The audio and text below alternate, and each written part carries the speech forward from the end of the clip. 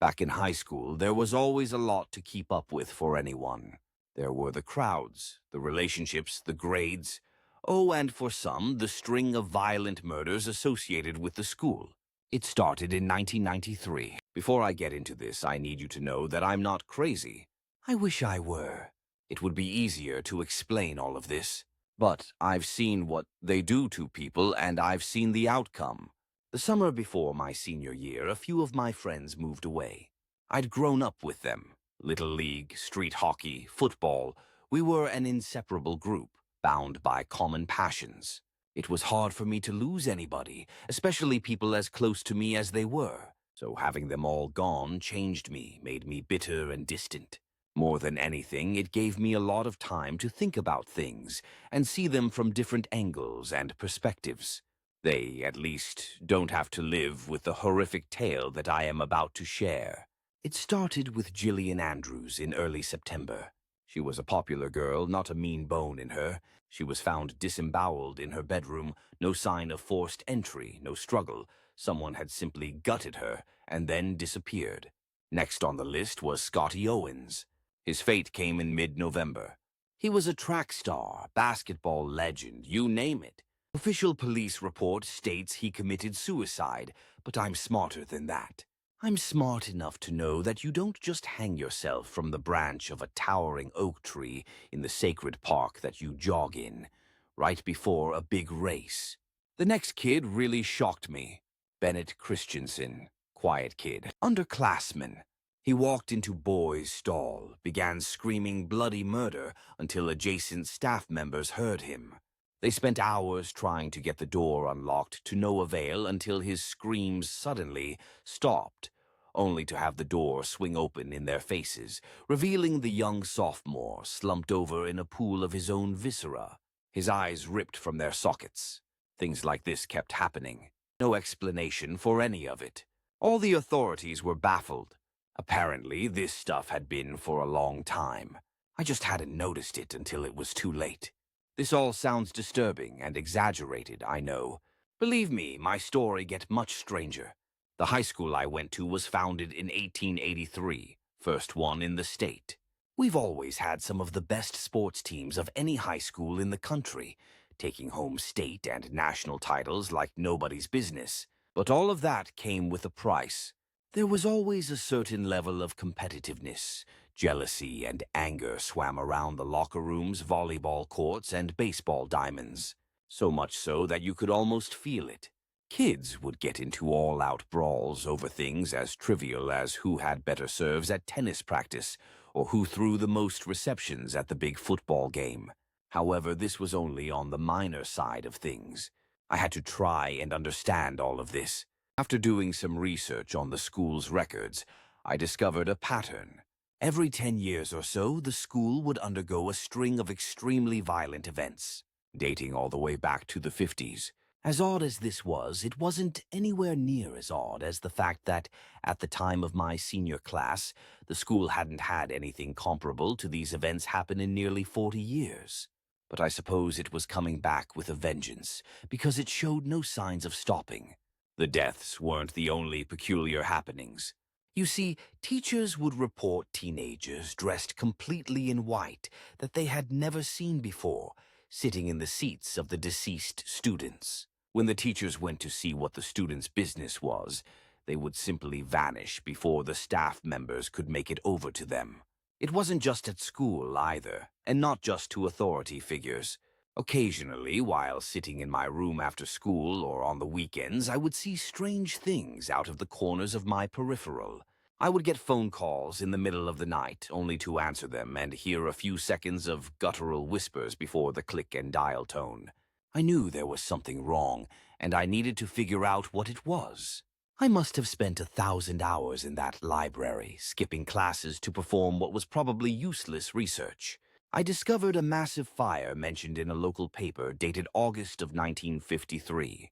The fire was thought to be the product of a janitor's haphazardly extinguished Marlboro Red. The papers proudly proclaimed that the only thing that kept the school from burning to the ground was the innovative, for the time, new technique of using fire retardant, 50s-style, space-age cobblestone in place of wood. Also, in a faded, strangely tattered paper toward the back of the stack, almost purposefully misaligned from its periodical date sequence, was an article dated nearly 10 years later. It mentioned an all-star quarterback who sustained a fractured spine in the state championship of 1963, killing him, losing them the game, and one of the best players the team had ever seen. What I read next began to confirm my suspicions of what was causing all the bizarre deaths. According to the article, the day after his fatal accident, there was a massive riot in the school that caused the deaths of innocent students. Even more peculiar was the fact that I had discovered a photo of the riot, which someone managed to capture in an Ashwood High School yearbook that I researched earlier. In that annual, I could have sworn I saw a group of kids dressed completely in white, with stoically blank expressions, seemingly painted on. These same kids were the ones showing up in my school, my room, and my dreams. I searched more archives regarding the school's history, and in 1973, there were more brutal deaths. A wrestler had his neck broken whilst attempting an extremely complicated throw. Then there was the star center for the basketball team, who suffered a massive stroke during a free throw in 1983. The article mentioned that he had been the epitome of strength and health. The rest of the archives were relatively uneventful until what happened in the summer of 1993. My summer. My fate. The friends I talked of earlier, they didn't move away. I said that because it's painful to think about what really happened to them. However, for the sake of accuracy and fair journalistic investigation, I'll recount the true events. All of my friends played tennis. They loved it. It was a passion for them. I loved it too. However, for me, the love of the sport was not a strong enough of a passion to attend the away training camp they all planned on going to. I opted to stay home, a decision I would live to both bless and regret. The road up to the camp was surprisingly winding, and the bus driver was new and underexperienced. One corner led to a sharp curve, and the driver couldn't handle it. The bus, filled with over 40 kids, was sent plummeting into a deep gulch. The worst part about all of this? It had been discovered that not all of the teens died upon impact. A fire started in the back of the bus not long after the crash.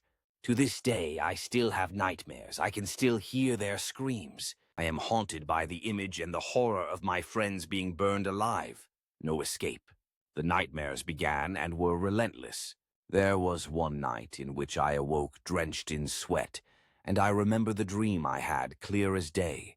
I was sitting in my chemistry class, surrounded by what appeared to be the deceased students whom I had researched previously and all the kids who had died this year, along with my friends. They all seemed happy, jubilant actually, conversing with one another, sharing jokes and stories, relishing in the general merriment of old acquaintances forgotten. After I had taken my gaze upon them and diverted my eyes back to the front of the classroom, standing in place of the ever-present teacher, was one dark-haired and even darker-eyed young man, dressed completely in white. He leaned in extremely close, to the point of near discomfort, and this is what he said. "We are the feelings you keep bottled up deep inside of you. We are the emotions of hatred, jealousy, and vehement abrogation that seep into every field of every place in which competition is reverent. You can't stop us. We are greed. We are envy. We are the very filth of human nature. And we are you."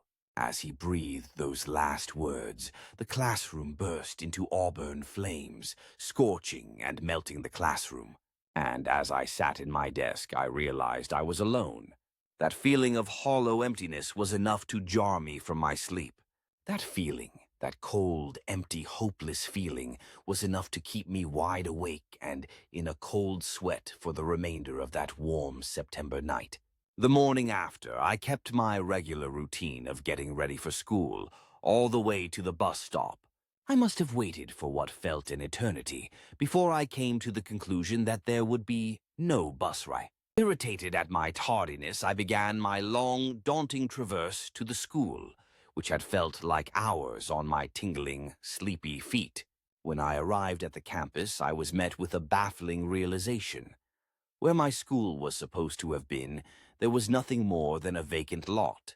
An older gentleman was wandering the premises, and I stopped him, checking once again to reassure myself that I was in the right place, and questioned him as to why, in God's name, my school had disappeared from the face of the earth. Upon closer look, the old man's eyes were a deep, haunting black, and his slivered hair had traces of ebony. He had a Marlborough red between his yellowed teeth. He took the cigarette out of his mouth, threw it to the ground, and looked up at me. The old man's expression grew both tired and perplexed as he informed me that there hadn't been an Ashwood high school there for a very long time, not since the Great Fire of 1953.